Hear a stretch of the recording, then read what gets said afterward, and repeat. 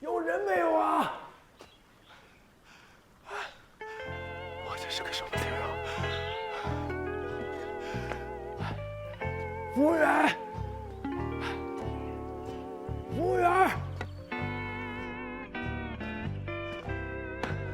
四儿到。哎呦，哎，你好，我问一下，这是滕大开的私厨吗？我来，你俩继续。大服务员，给我来杯水，来杯水啊！妈呀，你们这地方吧真难走啊，真难走啊！先生，请问有预定吗？不，这还有预定啊？我们这里是需要提前预定的。不是，这一个人都没有，还得预定啊？这谁定的规矩这是啊？我们裴总啊，哎，你看到外面那片菜地没有？这里的蔬菜可以提前预定种子，我们代为培育种植，等长熟了以后呢，可以现摘现种。还有那个鱼塘里的那个海鲜啊，也可以预定，不过需要你去渠塘那边亲自挑选，打扰我。我就想喝口水，喝口水啊！我操，真的是。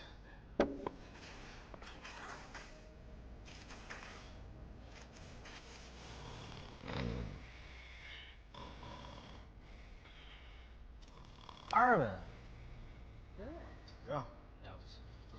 那你这，你说，这小圈。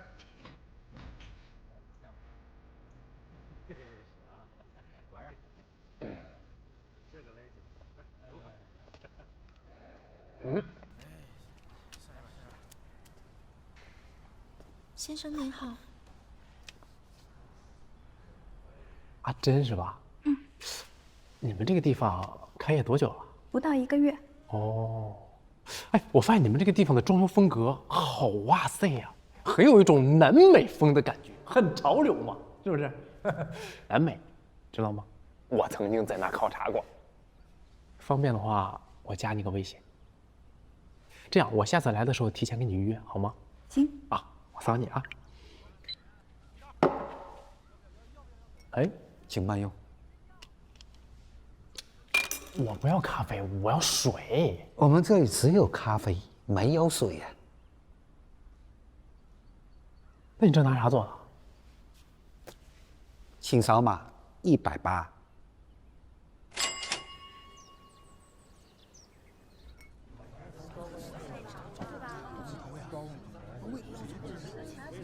老林，情况属实吗？绝对属实，现在汇报。阿珍，千真万确，有人想买通我，让我出卖私厨的情报。我这也是，居然向这么多人问情报，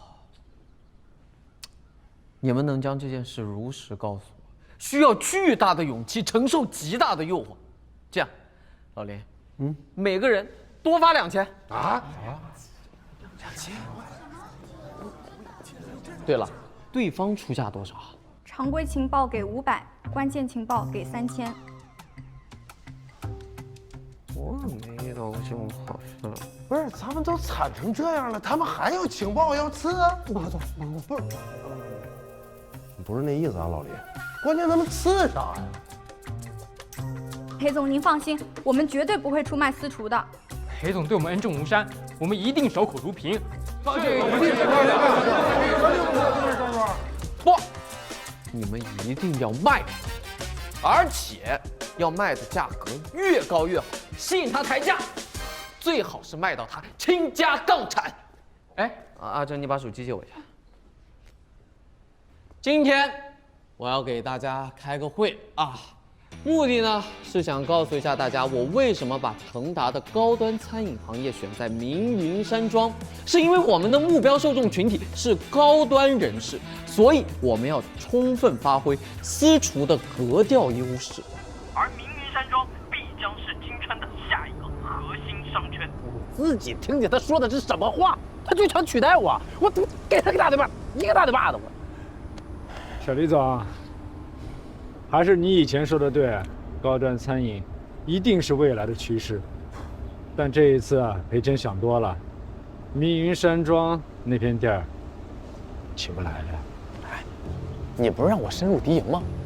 他在那挖了水塘，用来养海鲜，而且他们那个地方一样是背靠大山，栈道也没修，全用来种蔬菜。我跟你说，我过去时候，我连个落脚的地儿都没有。但是根据裴前过往的行为，我们也不能掉以轻心。事情啊，应该不是那么简单。不是他到底想干嘛呀？啊？他，哎呀，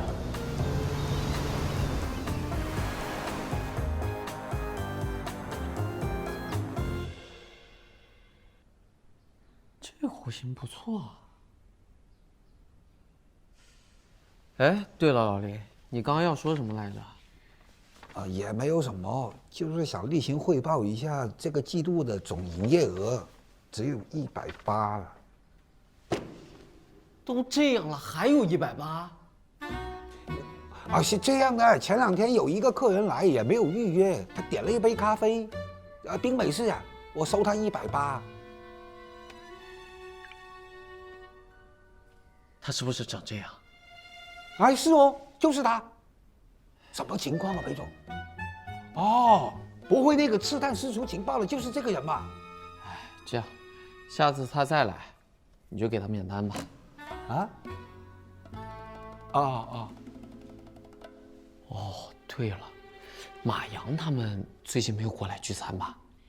马总没有过来，我也有邀请过他几次，但是不回信息，可能太忙了。那他们也没有给你出谋划策、提出建议什么之类的吧？没有啦，可能是他们自己觉得也确实帮不上什么忙。那就好。哎，老林，我跟你说，守护明云山庄就是守护我的梦想。林大厨，我的这个梦想就交给你了。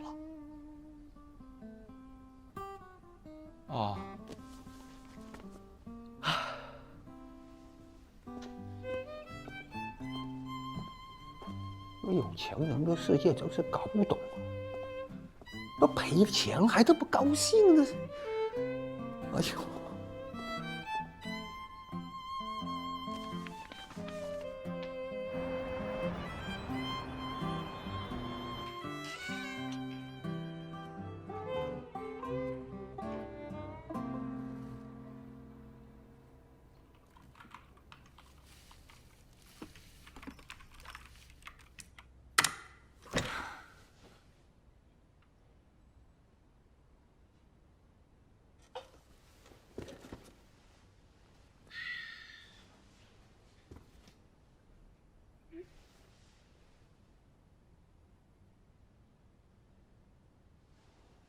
他不让我们加班，可自己却总是工作到深夜。还有什么亏钱的办法呢？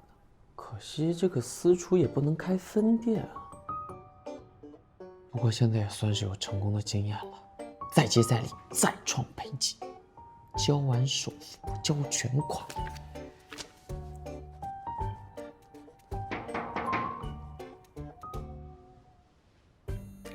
进。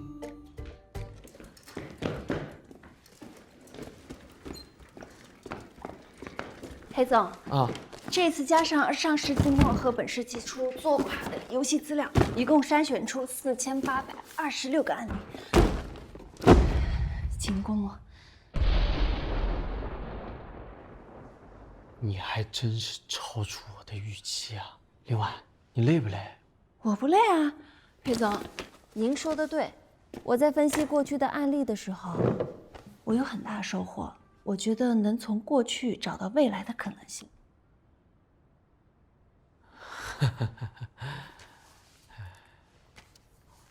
那个，裴总，我知道私厨的事情最近挺心烦的啊，但是我也帮不上什么忙，我只能把精力放在本职的工作上。另外，私厨的事情你千万不要帮忙哦。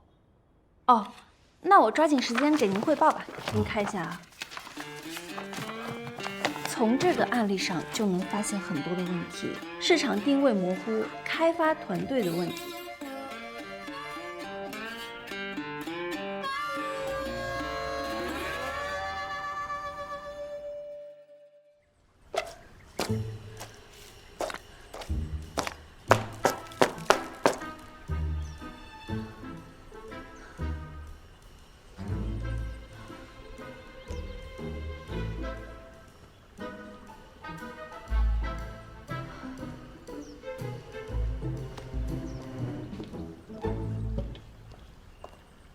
恭喜裴总，通过开私厨，终于完成了第一次亏损目标。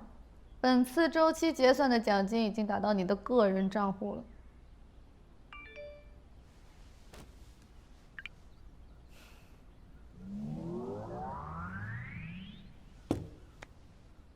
谢谢啊。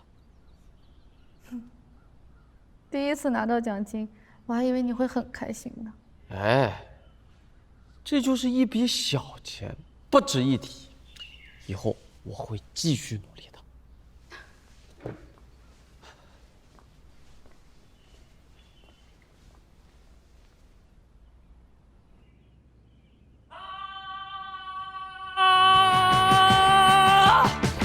我终于赚钱了！我终于赚钱了呀！我终于赚钱了呀！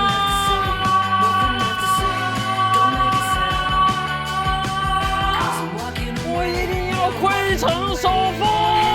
恢成首富！恢成首富！成首富！成首富！首富！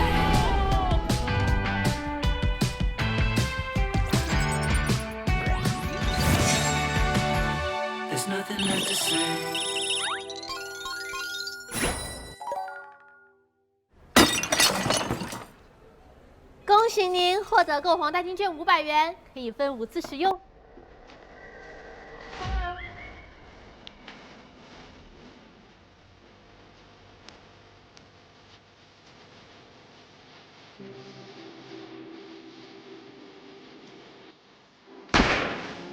恭喜裴先生成为尊贵的明日家园业主。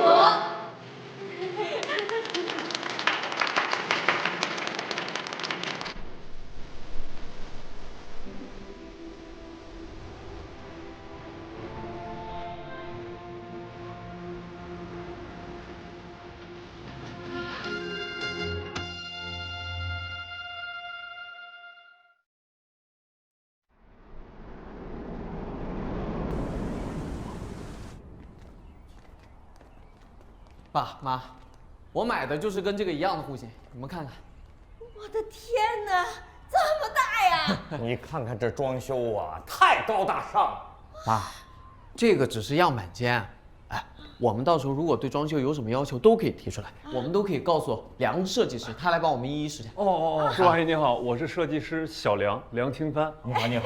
你好，你好。裴总，按照您的构想，费用大概是这个数。没问题。儿啊，咱不用弄那么贵的，咱还是得以实用为主。对，这些啊，其实我早就做过研究了。爸妈，你们要有什么好的想法，直接跟设计师说就行了。对。好。妈什么想法都没有，我就觉得你那么辛苦，好不容易挣点钱买个房子，爸妈挺为你自豪的。是，咱一家人住在一起就行，温馨就好。对，妈，要装就得按最高标准来装。对，叔叔阿姨，请相信我们，清帆设计包你满意。好，裴总，那我就先去忙了。叔叔阿姨走。哎呦，这得花多少钱呢？私赚钱也不容易，千万别让孩子有压力。什么？只做水电装门窗，其他什么都不做了？是这样的，我们之前那个定的呢是长远计划，我们先装眼前的。好，裴先生，我想冒昧的问一句，您工作一切都还顺利吧？顺利。那就好。那我不太顺利，再见。杨设计师，你别生气，马上都能装了，马上。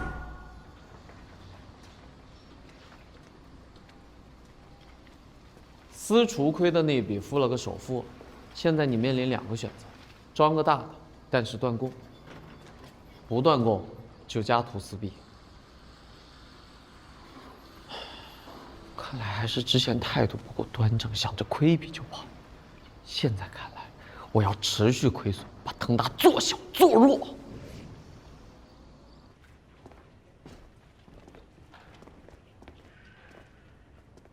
裴总，裴总，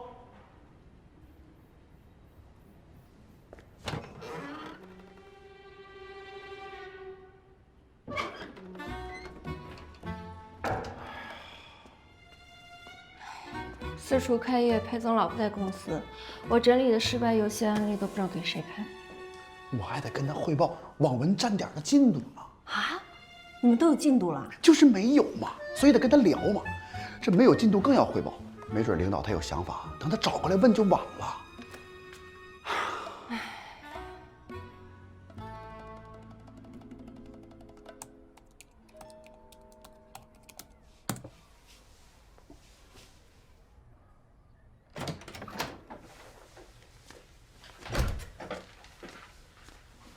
小二，我给你发那网咖分店的计划书，你看没看？最近比较忙，还没来得及。你干啥呢？最近班也不上啊？我这居家办公的，翘班就翘班，居家办公。我跟你说，现在市面上可有人模仿咱们了啊！咱得赶紧开分店，形成连锁，咱抢占先机。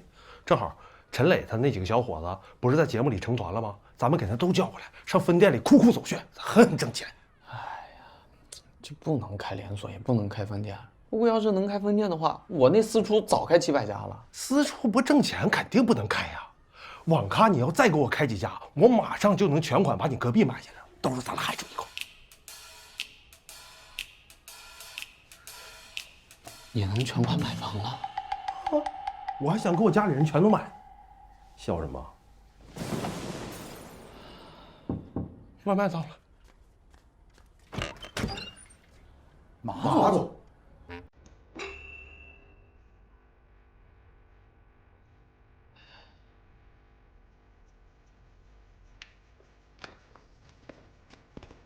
裴总。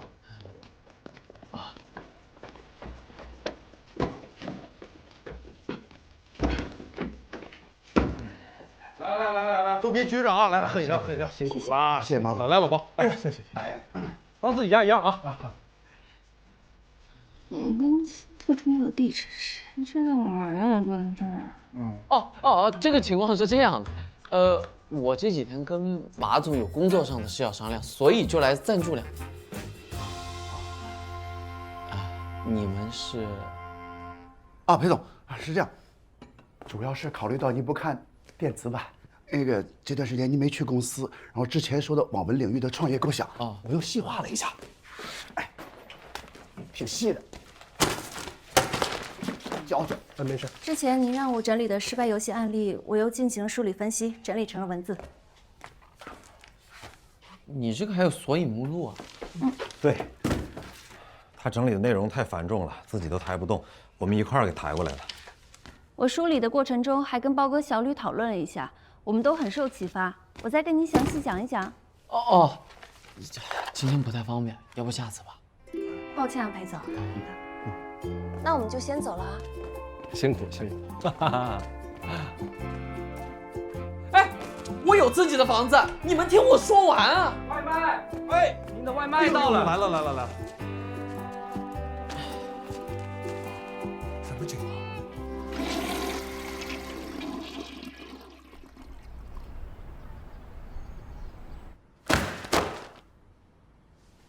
你们干什么呀？这好歹也是别人辛苦工作的劳动成果，人家小姑娘分析了30多年的游戏资料得出来的分析报告，怎么心软了？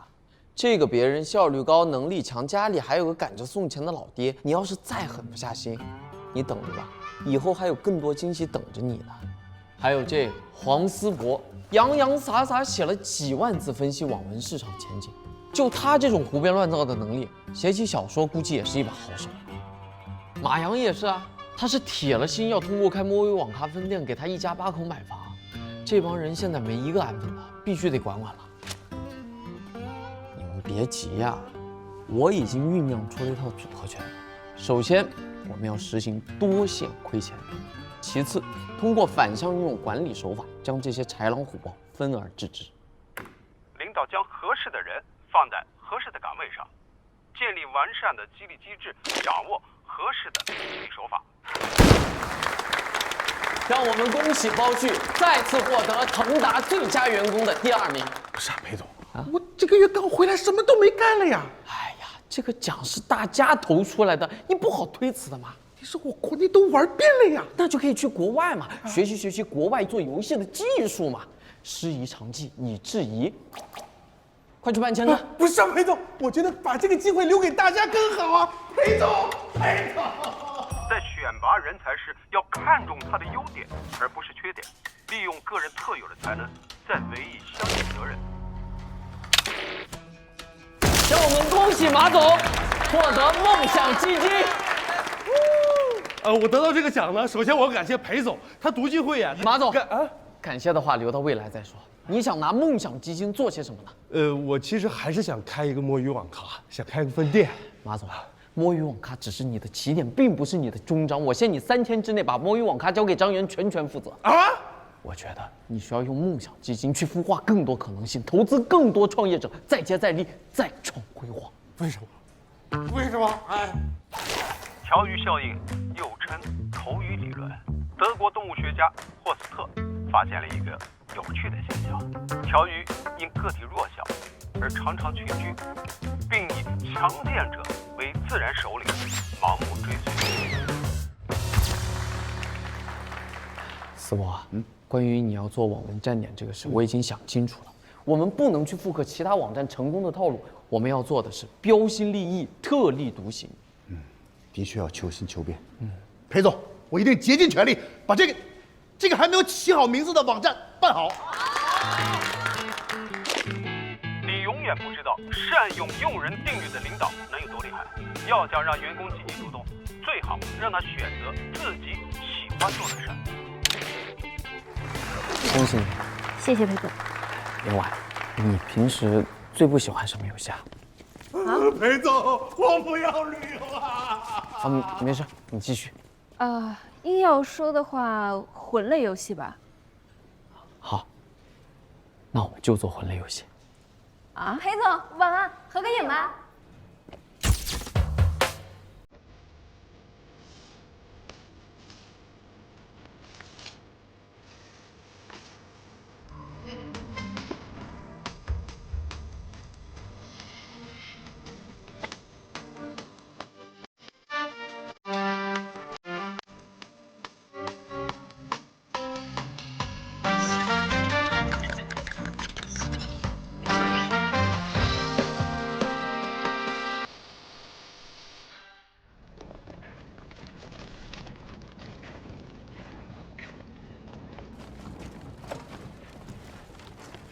谦儿，啊，真搬呐？说搬就搬呐？你这走廊也没装好呢，你着啥急搬呢？卧室也没装好呢，客厅也没装好呢。谦儿，你这屋里连个门都没有，你住门洞啊？这是透视原理，显得空间大，你懂不懂？空间大就住毛坯吗？真的吗，谦儿？我这个叫灰色系，显得高级，高级你懂不懂？现在最流行了。灰色看着了，还有灰尘呢。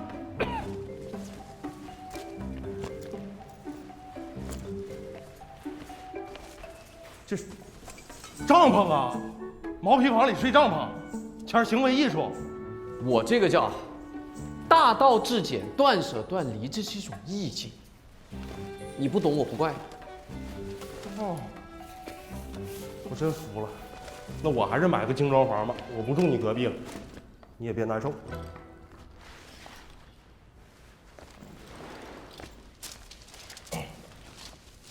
哎，谦儿，啊，为啥把网咖给张元啊？我跟你说那个摸鱼网咖开分店的事儿，不行你再想想呢，肯定挣钱。哎呀，我一直觉得让你去管理一个网咖是屈才了。像你这样有能力的人，怎么能被一个小小的网咖固步自封呢？你适合更大的平台呀。更大的平台啊？什么平台？我现在还没想好，等我编好了我给你。编好？谦儿，你是要给我编码一个新平台吗？啊，对。哎，你今天也很辛苦，弄完了你就早点回去休息吧。等我好了告诉你啊。不累，我帮你把这个帐装好。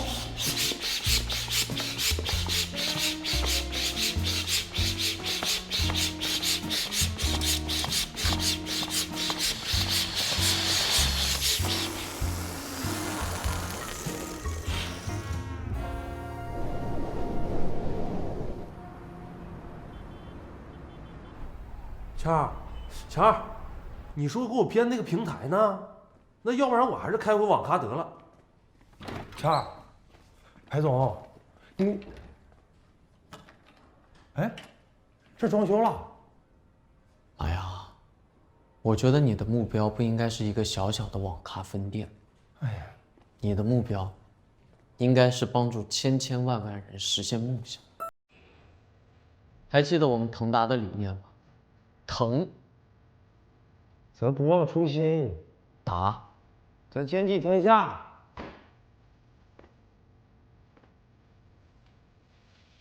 是时候兼济天下了。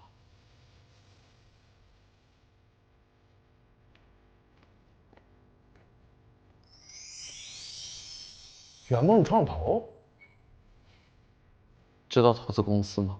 就是找那些有潜力的公司嘛，然后给他们投钱，等他们赚钱了之后，我们再分他们的钱。错，圆梦创投，重在圆梦，不在赚钱。那我哪有经验啊？我根本就……陈磊，就是你圆的第一个梦。啊，别的投资人只会在乎数据，但你能看到梦想。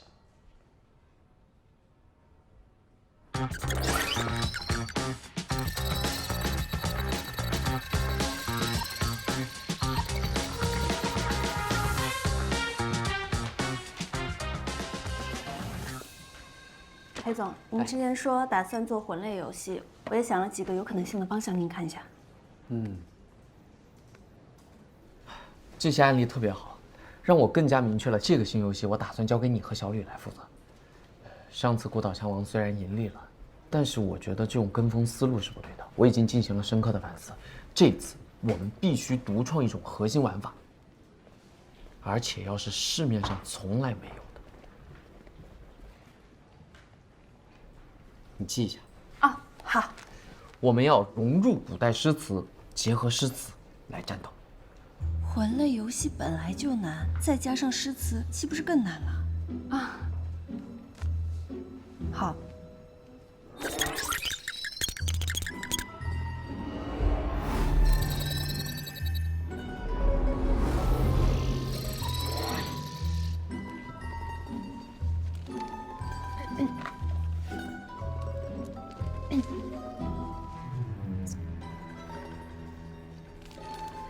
裴总。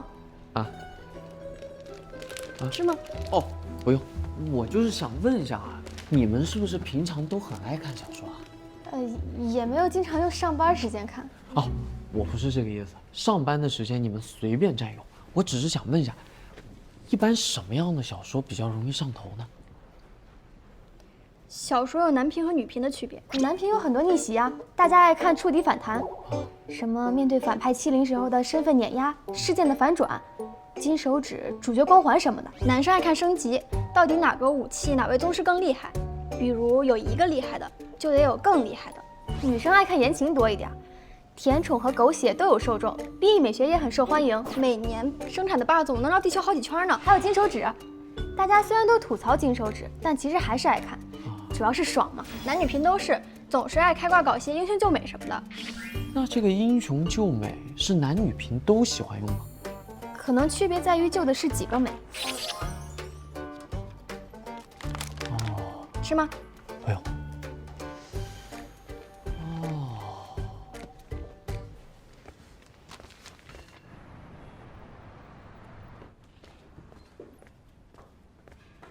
裴总再见。哎，辛苦你们今天帮我做调研，也算加班，记得找人事要加班费。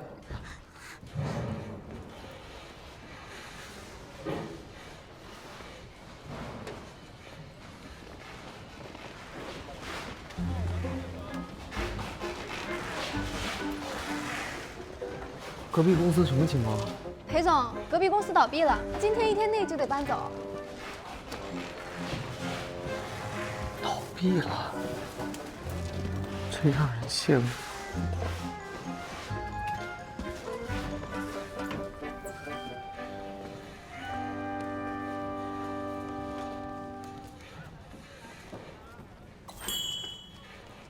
谢科处，我要扩建，我要租隔壁办公室。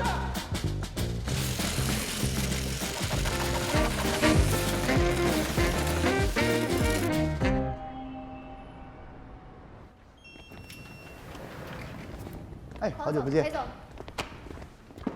这，打通了，怎么样？这是我专门为你设立的钟点网办公区。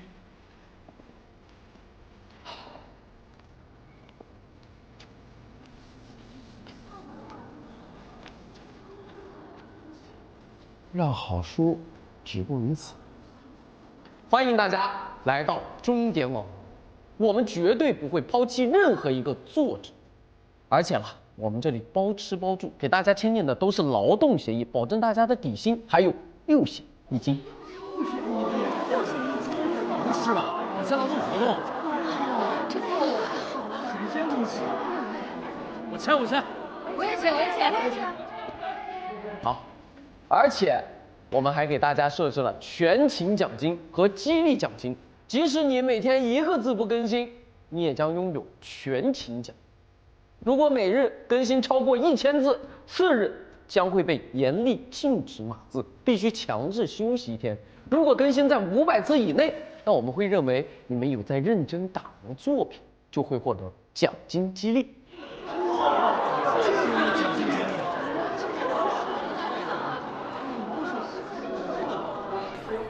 哦，对了，还有一点必须提前告诉大家，就是大家写的小说必须符合我们钟点网文的要求，必须符合我们腾达的价值观。我们要摒弃所有的爽点、苏点、金手指，推崇败者为王，把甜宠写成苦宠，把爽文写成憋文。啊，这也行？交给你了。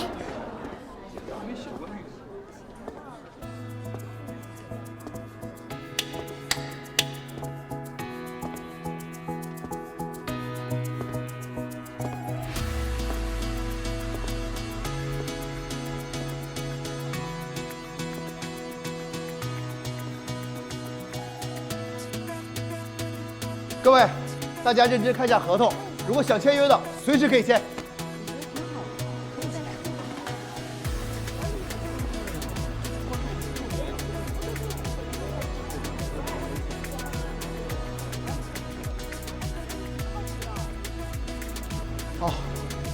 Welcome，Thank you。几位也是作者。哦，欢迎欢迎，来，请坐。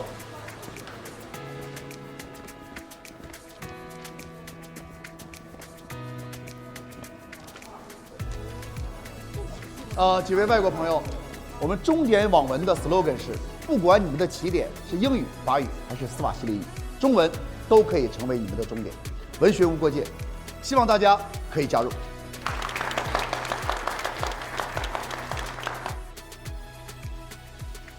倩儿，我找了一大堆有梦想的人，都很想投，但是资金有限，毕竟也是第一次，你帮我长长眼。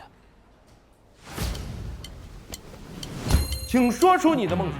我的梦想是烤冷面，我相信我的烤冷面一定会火的。我们要用多维巨变的方式打通线上线下用户和平台，真正的实现烤热冷面，烤透用户，烤赢梦想。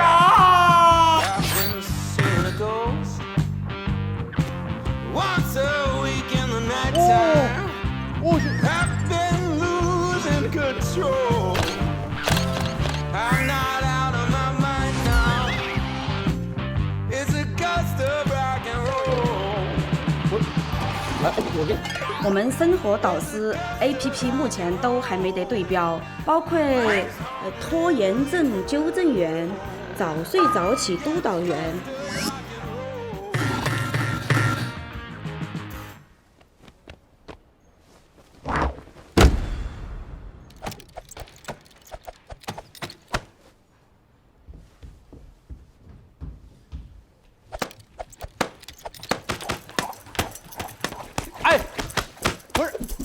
哎呀，那多疼啊！那不抽身上，哎，那不眼瞅我抽身上了吗？哎呀，我不疼，我知道了。你让我投的是这个打死你身上不疼的双截棍是吧？不是，我希望贵公司投资的项目是我自己。啊？我叫石火，我的梦想就是要石火。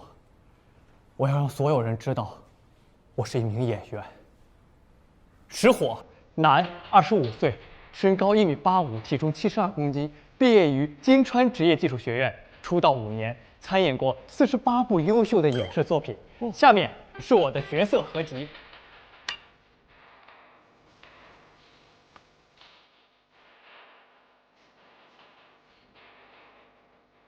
哪个是你啊？两位请看，这是我出道以来经受过最大的一次考验。一个给男主角牵马的马夫，一个劳动人，出道5年，整整我就获得了一个大荧幕上的一个侧影，这是一个里程碑式的胜利。我相信我自己未来可期。我希望贵公司注资于我，当然也请记住我的名字，石化。OK， 谢谢。我有点喜欢这哥们儿啊！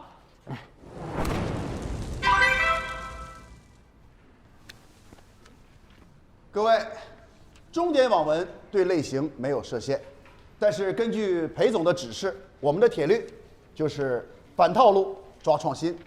各位手里都拿到表格了吧？大家写的文要经过评估各项指标，达到70分以上才能上架。哎，我打断一下啊，这什么叫破铜烂铁手指评分啊？就是字面意思。以后就再也不能开金手指了。反派可以欺负主角，但是主角不能打脸任何人。我们更鼓励写普通人的故事，描写普通百姓上下班、打工劳动的记叙文。那不就是流水账吗？对啊。请问一下，什么叫英雄不能一点评分？就是说，我们要杜绝英雄救美的套路，男主不能再是多个女性角色心中的英雄，要设定成女孩子们怎么找都瞧不上他为佳。那这个击破主角光环评分又是指什么呀？就是说呀，主角不能设定成为天才呀、潜力股啊，他一定要非常的一般，就是干什么什么都不行的那种。我举例说明啊，女频中就不要再出现霸道总裁了。大家记住，进入中典网文之后，就再也没有霸总了，永远都没有了。男主一定要越窝囊越好。男频里，男主一定要从头憋屈到底，永远不能逆袭，必须被命运无情的碾压，碎成渣渣。碎成渣渣。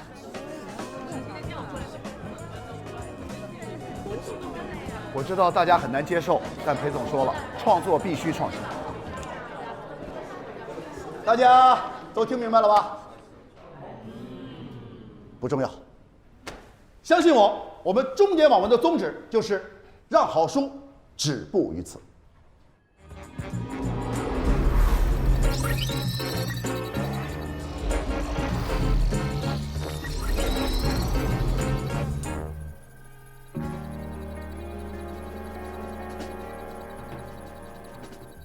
月光温馨小露台，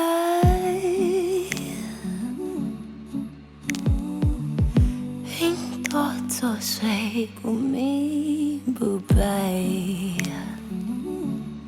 流光溢彩，统统绕开，影子交错拍一拍，笑声不断，狂风将来。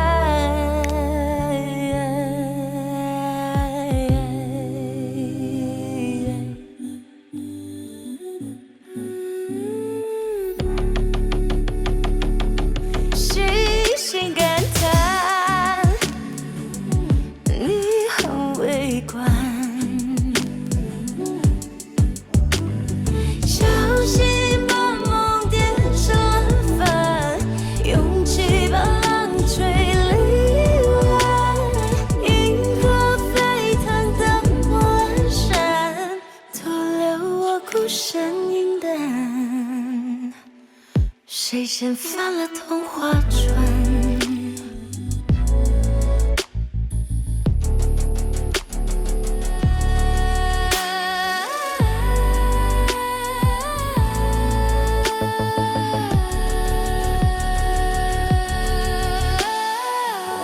晚风白烂，生不安。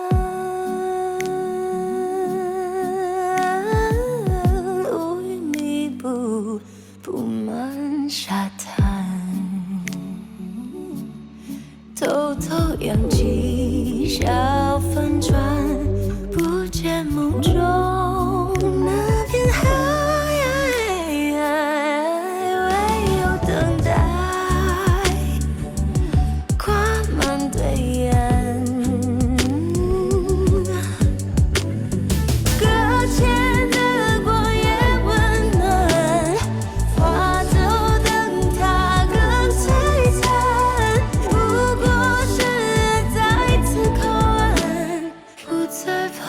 声音的，这是我的童话船。